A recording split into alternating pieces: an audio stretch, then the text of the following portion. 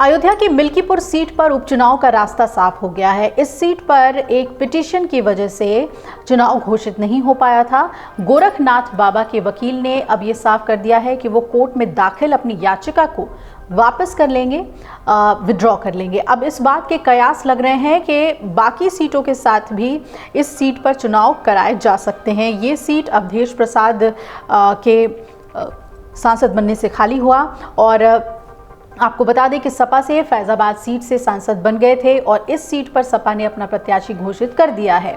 अवधेश प्रसाद के बेटे अजीत प्रसाद को पार्टी ने सपा से टिकट दिया है।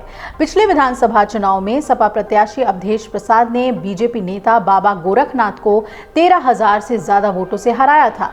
बीजेपी नेता के अधिवक्ता रुद्र विक्रम सिंह ने बताया कि सपा नेता के दस्तावेजों में गलत हलफनामा दाखिल किया गया था और अभी सपा नेता अवधेश प्रसाद वहां से विधायक भी नहीं है, जिस वजह से अब इस याचिका का औचित्य नहीं रह गया है।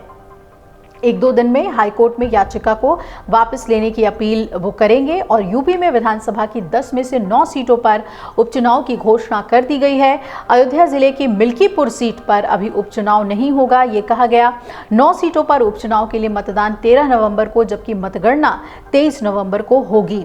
यूपी के करहल में मैनपुरी, सीसामऊ, मिल्कीपुर, कटेहरी, कुंदरकी, खैर, गाजियाबाद, फूलपुर, मंझवा और मीरापुर पर उपचुनाव होने हैं। सीसामऊ सीट सपा विधायक इरफान सोलंकी की सजा होने से खाली हुई, जबकि 9 विधायक लोकसभा सदस्य बन चुके हैं। इसीलिए चुनाव आयोग ने मंगलवार को महाराष्ट्र झारखंड विधानसभा चुनाव के साथ ही उत्तर प्रदेश में विधानसभा उपचुनाव का ऐलान कर दिया।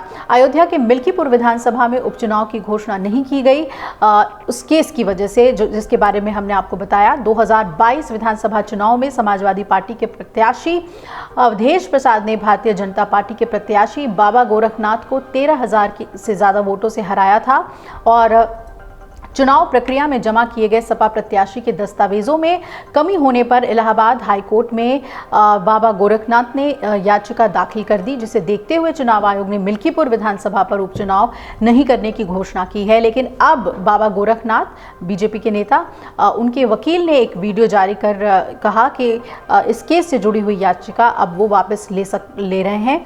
और अधिवक्ता रुद्र विक्रम सिंह ने यह भी कहा कि मिल्कीपुर उपचुनाव को याचिका की वजह से रोका गया है। अभी सपा नेता अवधेश प्रसाद वहां से विधायक भी नहीं है, इसलिए अब इस याचिका का कोई मतलब नहीं रह जाता। 1-2 दिन में उच्च न्यायालय में याचिका को वापस लेने की अपील वो कर देंगे। विधानसभा उपचुनाव वाले यूपी के 9 जिलों में आचार संहिता भी लागू हो गई है और इन सीटों के लिए 18 अक्टूबर को निर्वाचन की अधिसूचना जारी होगी। अपर मुख्य निर्वाचन अधिकारी चंद्रशेखर ने ये जानकारी दी है कि आदर्श आचार संहिता के उपबंध मुजफ्फरनगर, मुरादाबाद, गाजियाबाद, अलीगढ़, मैनपुरी, कानपुर, प्रयागराज, अंबेडकर नगर और मिर्जापुर में लागू हो गए हैं। आपको बता दें कि राजधानी क्षेत्र और नगर निगम क्षेत्र की विधानसभा सीट पर चुनाव होने पर उस विधानसभा क्षेत्र में ही आचार संहिता लागू होती है, जबकि इसके अलावा अन्य क्षेत्रों में विधानसभा उपचुनाव होने पर पूरे जिले में आचार संहिता लागू हो जाती है। अगर आप ये वीडियो YouTube पर देख रहे हैं तो हमारे चैनल को सब्सक्राइब कर बेल आइकन दबाएं और Facebook पर देख रहे हैं तो हमारे पेज को लाइक करें। 8 मिलियन प्लस सब्सक्राइबर, आपके इस भरोसे के लिए बहुत धन्यवाद।